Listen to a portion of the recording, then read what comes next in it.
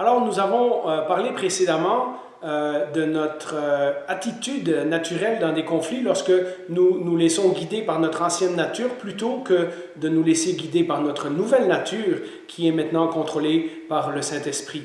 Mais même en sachant cela, nous avons en nous des réactions naturelles qui font partie de notre personnalité et que nous devons identifier. Et c'est ce que je propose de faire aujourd'hui dans cette conférence que j'ai intitulée « Nos réactions naturelles face au conflit ».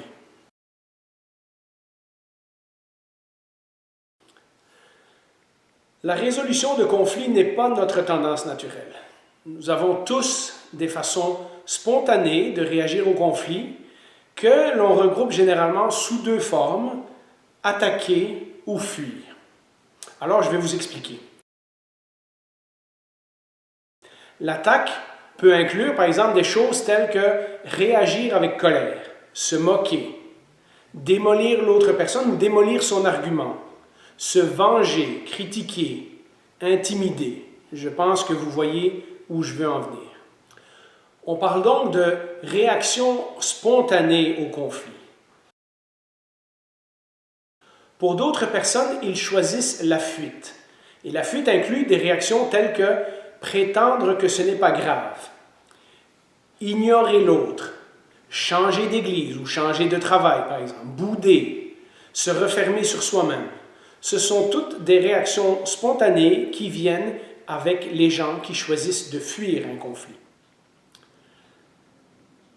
Les réactions du genre attaque sont généralement centrées sur l'autre personne, ce qu'elle nous a fait de mal et comment avoir raison sur elle.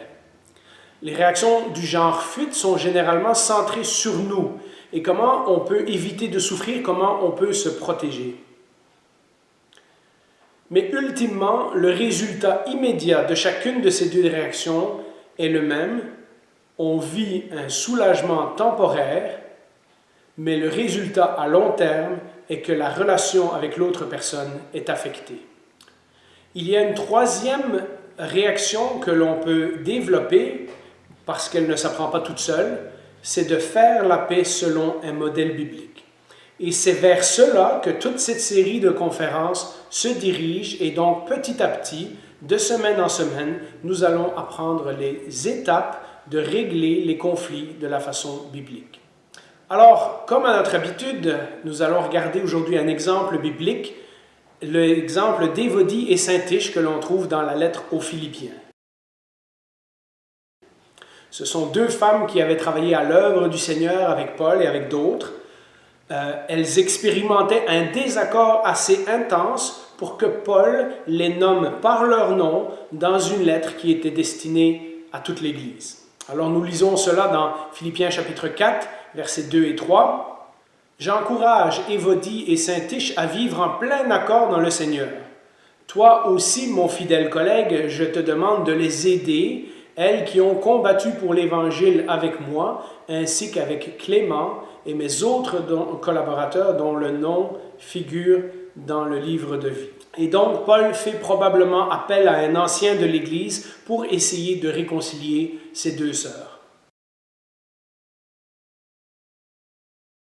Lorsque nous réagissons par l'attaque ou par la fuite, nous laissons en réalité Dieu hors du conflit.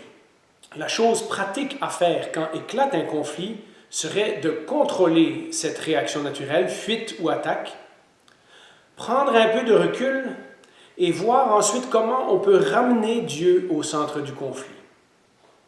Quand on fait cela, on ne se concentre plus sur l'autre ou sur nous, mais sur le Seigneur et comment lui, il peut être honoré dans cette situation. C'est dans cette même lettre aux Philippiens que Paul a écrit ces mots.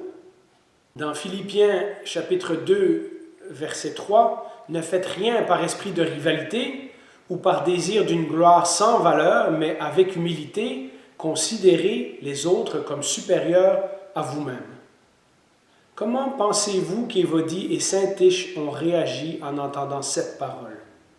Et vous savez, la suite du chapitre 2 de Philippiens nous parle de l'exemple que Jésus nous a montré. Donc, il ne nous demande pas de faire quelque chose d'impossible puisque Jésus nous a déjà montré que c'était possible de le faire. Je vous laisse donc avec cette réflexion. Le choix de notre réaction dans un conflit démontrera si nous avons un grand ego ou de grands problèmes ou si nous avons un grand Dieu.